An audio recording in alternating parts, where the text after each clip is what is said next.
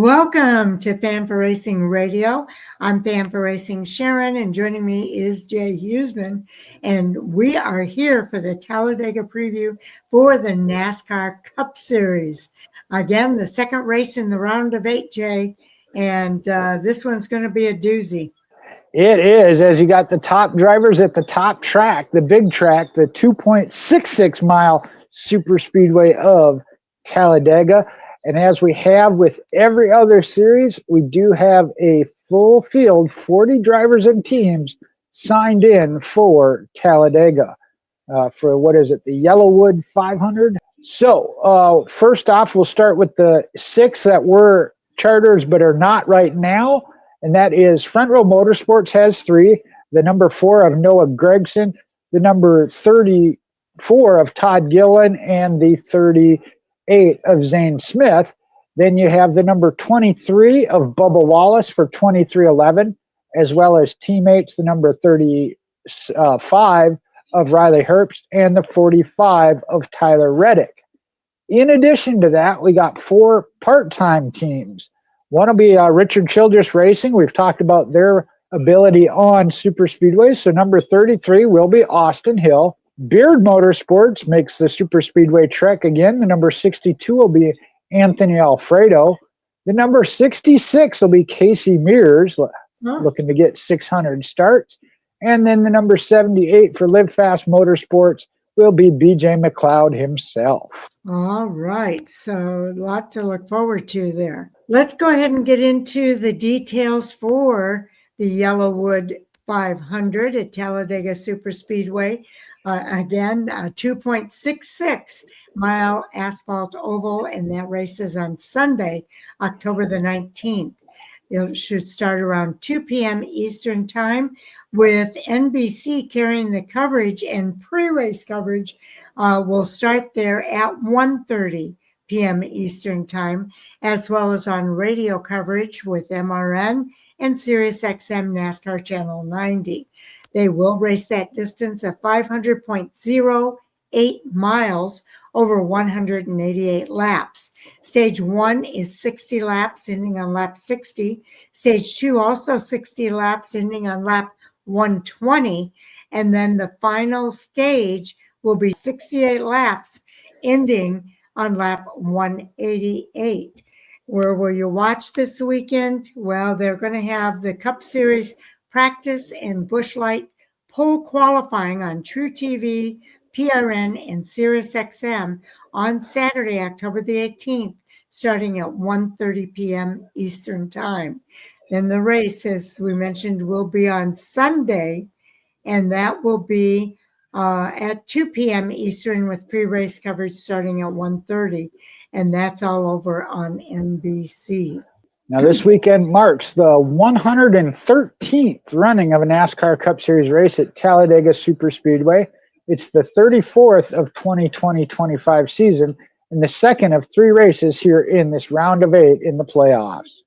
Talladega has hosted a playoff race in all 22 years of the playoffs, but this is the first season it was in the round of 8. Hard to believe we've been doing playoff races now for 22 years, Jay. I was just thinking that as well. That started 22 years ago. But apparently it's true. Now, the April Talladega race started a 28 straight week, 189 days stretch of races to end the season. That includes the All-Star race. That is the longest stretch of consecutive weeks raced in series history. Wow. Also, qualifying at Talladega consists of 2 rounds, with the fastest 10 from round 1 moving to round 2 to compete for the top 10 starting spots. Now, no surprise here when it comes to the super speedways. 4 drivers have won the pole for the last 4 races at Talladega. Front Row Motorsports won the pole for the last 3.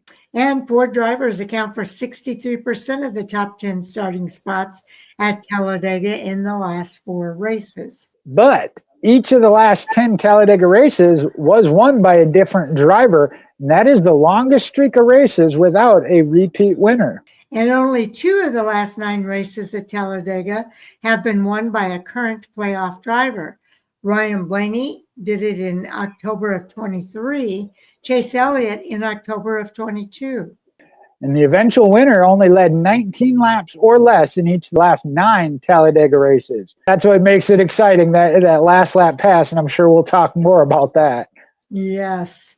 And the driver leading the most laps has failed to win in each of the last 10 Talladega races. That's always interesting, but we know it happened. Now, the final green flag stretch at Talladega in April was 62 laps, the second longest green flag stretch to end a race there in the last 45 races.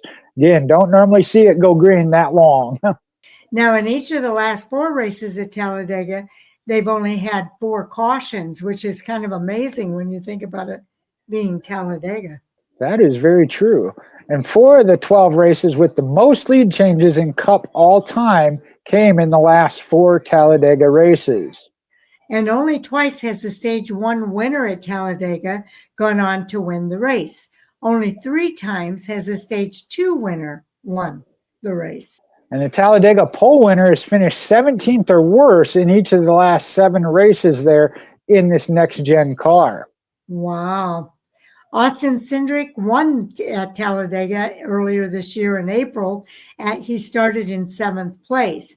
That's the best starting position of a Talladega race winner in the last 9 races. So that's impressive for Austin Cindric. And this is where we like to say you just got to be in it to win it when it comes to Talladega or these super speedway races. Now, 14 drivers have earned their final Cup Series win at Talladega. That's the most among all tracks. That's kind of an odd one. Yeah, that is kind of an odd one. Stage 2 was caution-free in each of the last 6 Talladega races. Wow. Let's talk about another interesting stat. They've got some great ones this week. Yeah, definitely make you pause and go, didn't realize that. Now, there are some drivers that are obviously good at the super speedway or drafting style tracks, and Brad Keselowski is one of them. He leads all active drivers with 6 Talladega wins. He finished runner-up there 3 times since his last win, which came in April of 2021. And 4 of the 5 drafting track races this year were won by active playoff drivers. So that's good news. And there's several that are going to need to do so again. So, yeah. Only one can do it. Right, only one. Now, the last 10 drafting track races were each won by a different driver, and that's all drafting style tracks. And Joey Logano leads all drivers with 228 laps led on drafting tracks this year, but he has a best finish this year of just 12th. I know we talked about that earlier in the year. Yeah, leading all the laps, but couldn't get the finish to go with it. Yep, that makes a difference. Now, since 2017, 2 of the 6 previous drivers that DNF in the opening race of the round of 8 moved on to the championship 4. And that was Christopher Bell in 2022 and Tyler Reddick in 2024. And 11 of the 12 playoff drivers had an issue at Talladega in the 2024 playoff race. Talladega can bring that about. Yes. Now, 7, here's where we're talking about this stat. 7 of the last 11 Talladega races ended with a last lap pass. 33 total in 112 races. That's just under a 33% ratio.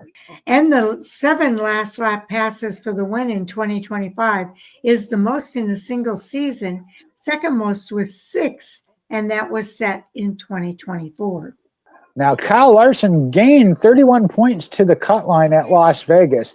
That's the largest gain ever by any driver in the opening race of the round of 8. And I said this, Larson's back on fire where he needs to be, and that's bad news for the competition. It is. Now, Ryan Blaney lost 37 points to the cut line at Las Vegas. He also lost 43 points in that race in 2024, but did go on to win at Martinsville in order to advance to the championship round. Can he do that again? Again, he's in that boat. We're probably going to have to do something like that.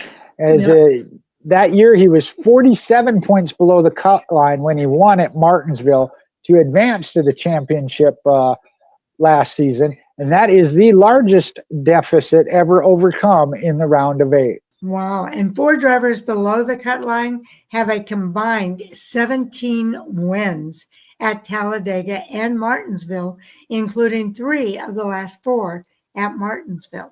Well, Sharon, I know you're in that category. If your favorite driver is below the cut line, there is certainly still hope. Yes, always hope. Now, the Talladega playoff race was won by a playoff driver in 9 of the 11 seasons of this elimination format. Okay, and 7 of the 9 playoff winners in the Talladega playoff race were at or below the cut line entering the race. And Kyle Larson won 3 of the last 7 drafting track stages, and that is his only drafting track stage wins. Also, Kyle Larson is making his 400th Cup Series start this weekend at Talladega. And Denny Hamlin and Ryan Blaney, 2 apiece, have combined to win 4 of the last 8 races here in 2025. Hendrick Motorsports and Team Penske have combined to win 13 races at drafting tracks in the next-gen car as well. That's more than all other teams combined. And as mentioned, Ford being a powerhouse when it comes to the super speedway racing, Team Penske and the Wood brothers, they've spent 249 laps running together in the first and second place at drafting style tracks this year. That's more than double the laps of all other teams combined. All right, and Joe Gibbs Racing won 4 of the last 7 races in 2025 with 3 different drivers. Denny Hamlin has 2, Christopher Bell 1, and Chase Briscoe also at 1. Denny Hamlin made the championship for the 5th time and the first since 2021. His crew chief, Chris Gale, is making his first appearance in the championship 4. All right. And Kyle Larson leads all drivers with 1,100 laps led. It's his 3rd straight season leading over 1,000 laps and his 4th in 5 seasons with Hendrick Motorsports. He is impressive. Now, going into those clinch scenarios here for playoff race number 8, Talladega Superspeedway. Again, it's the middle of this round. We do have one driver clinched his spot into the championship 4, and that is Denny Hamlin. So, other clinch scenarios. If there's a repeat winner or win by a driver who cannot advance to the next round, which is that championship 4 round, drivers would clinch by being 57 points above the 3rd winless driver in the standings. Same point requirements would be true if the win comes from Kyle Larson or Christopher Bell. And those are the 2 that could do it, but they would need help. Again, it's still pretty tight, and we'll talk about that here in a minute. Now, if there's a new winner from Chase Briscoe or another winless driver lower in the standings, but still eligible to advance to the next round, then you have to be 57 points above the 2nd winless driver. Kyle Larson, the only one that's eligible, and he would still need that help. So any driver, as it's always the case in these playoffs, you win and you advance. Could be Kyle Larson, Christopher Bell, Chase Briscoe, William Byron, Chase Elliott, Joey Logano, or Ryan Blaney. We'll take a look at how tight that is there. Denny Hamlin already locked in with the win, but actually it does have the most points at this point as well at 4,090. At 4,086 is Kyle Larson. Christopher Bell is at 4,071, 15 points behind him. 5 points behind that is Chase Briscoe. So that puts at 4,066 as the cut line. Unfortunately, with his incident there at Las Vegas, William Byron is the first one out at 4,051. He is 15 points below the cut line. Chase Elliott is next at 4,043, and he is 23 points below the cut. Joey Logano is 1 more point back as he's at 4,042. And then Ryan Blaney at 4,035 is 31 points below the cut line. Again, mathematically not impossible, improbable though, of not just gaining those points, but making them up over these other drivers. That's tough to do. It is tough to do. 61 possible points in a race, and that's if you have a perfect race, winning all the stages, winning the fastest lap bonus, and winning the race. So it's hard to do at Talladega, I will say that. And I do think we're going to see a points shakeup here, Jay. It is, and as they pointed out, listening to Sirius XM today, even in the stages of, say you get the 9 or 10 points, that's what you get. But if these other 8 drivers who are in the championship 8 round for a reason are also finishing in the top 10, you're only gaining 5, 6 points, you know, so you're not really gaining on them. You are building your own points total, but you're not really gaining. And that's where I say you not only have to gain on one driver, you got to jump over 3 drivers and gain on that 4th one. And that's what makes this race interesting to watch, Jay. So I hope everybody tunes in. Do watch for more coming soon here at Bamford Racing Radio. We've got all 3 previews are done now, and those will be published sometime on Thursday and Friday. And then on Friday, Taz and I will sit down and give you some assistance with your fantasy picks for this weekend. Then on the other side of the weekend, we'll all be back here with the 3 reviews from the weekend of racing, as well as our Hot Topic Sound Off segment that will take place starting at 10 o'clock Eastern for our live stream, where you can interact with us as we discuss all the hottest topics from the NASCAR world.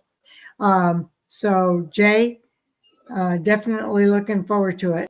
Most certainly. And again, it is a big weekend. As you mentioned, it's the 2nd round of the playoffs for all of them. It's a big weekend because it's Talladega, and you might see the big one, which could have that big impact on the playoff standings. So, Chris, like you mentioned, hopefully planning on being there. I know you said the weather report wasn't looking real great, but we'll see how it comes out. We'll keep our fingers crossed.